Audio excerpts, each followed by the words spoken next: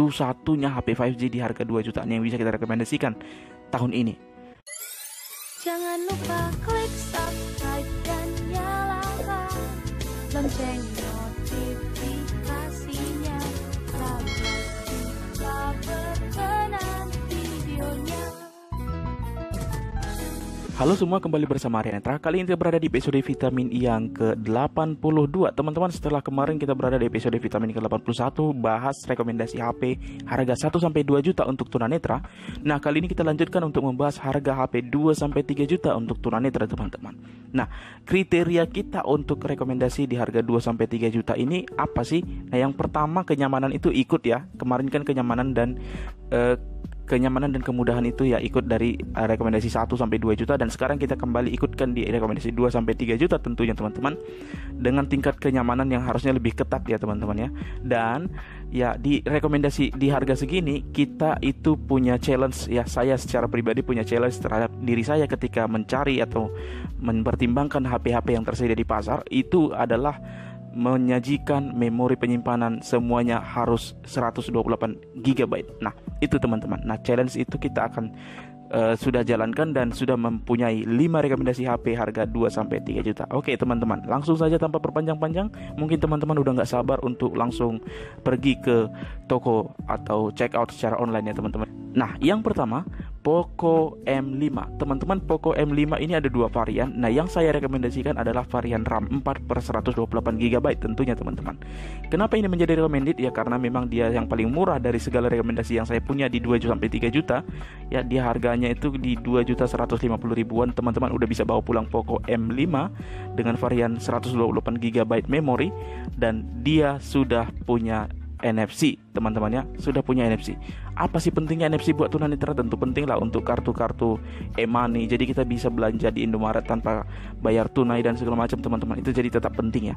Nah, dan dia punya charger dengan kecepatan 22,5 watt. Ini charger sebenarnya charger model lamanya Xiaomi ya, 22,5 watt seperti ini. Tapi itu memang sangat recommended, teman-teman. Nah, yang berikut, dia juga sudah dilengkapi dengan chipset yang sangat mumpuni di Helio G99 yang justru dipakai di HP harga 3 jutaan, teman-teman. Nah, Bang, apakah tunanetra memang perlu chipset itu, Bang? Untuk saat ini sangat perlu. Kenapa? Karena memang tetap harus kita pertimbangkan, karena kita mau bicara tentang bagaimana HP itu punya kemampuan untuk mengelola screen reader dengan baik tanpa patah-patah di latar belakang secara non-stop dan all time ya, setiap waktu. Nah, di harga 2 juta ada soalnya yang masih kasih Helio G25. Samsung Galaxy A14 LTE. Iya, teman-teman, Samsung Galaxy A14 LTE adalah varian 4/128 yang saya rekomendasikan, teman-teman ya. Kalau yang 6128-nya sepertinya untuk tunanetra skip aja lah. Nah, yang kita rekomendasikan ini yang varian 4/128 dengan harga kisaran di 2.350.000-an, teman-teman. Nah, teman-teman bisa bawa pulang Samsung ya. Sekali lagi, Samsung dengan kenyamanan nggak usah dipikirkan lagi ya, teman-teman. Langsung aja diangkat ya. Kamera belakang 50 megapiksel. Ya, memang chipsetnya agak rendah ya, karena dia pakai juga di Samsung Galaxy A04s, teman-teman.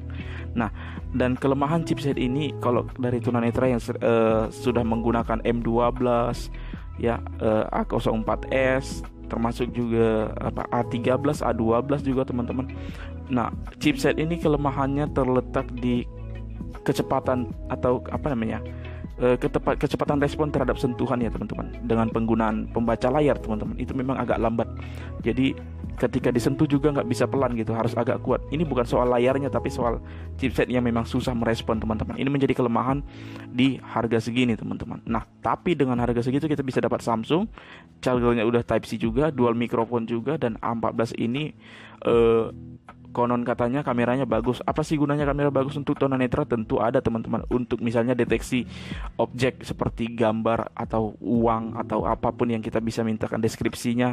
Nah, itu tentu membutuhkan juga kamera yang bagus, teman-teman. Ketiga, Poco M5s. Wah, ada Poco 2 di harga segini, teman-teman, 2-3 juta. Iya, Poco M5s ini menjadi recommended. Kenapa? Karena dia punya dual speaker. Tapi yang kita rekomendasikan, teman-teman, adalah varian 6/128 GB. Soalnya dia ada juga varian 4/64, dan itu skip aja, teman-teman. Kita rekomendasikan yang 6/128 GB.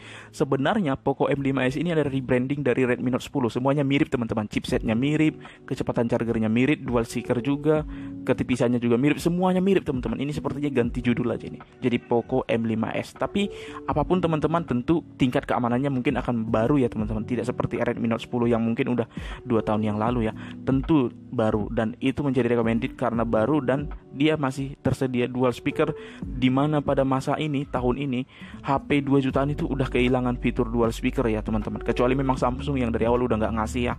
Tapi kalau seperti Realme, Oppo, Vivo memang nggak ada sih 2 jutaan dual speaker selama ini.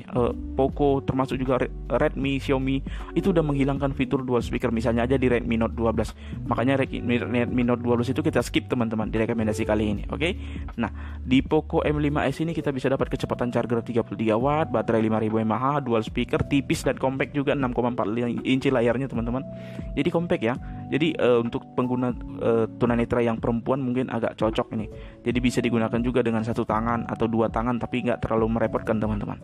Nah, itu dia menjadi sebab kita merekomendasikan Poco M5s untuk tunanetra di kelas harga ini, di harga 2,55 juta rupiah teman-teman. Nah, yang berikutnya Samsung Galaxy A23 teman-teman. Nah, varian yang kita maksud ini adalah varian 4G-nya ya teman-teman.